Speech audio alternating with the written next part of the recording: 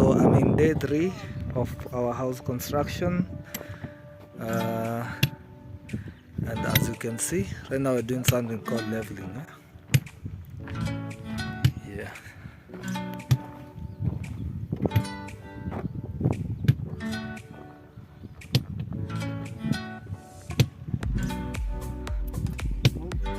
So this is to ensure that the house is actually on the same level.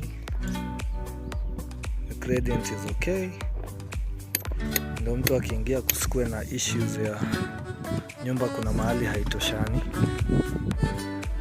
And then you can see like the rooms and all, but remember at the end of it all I'll actually show you the complete house and how it will look like.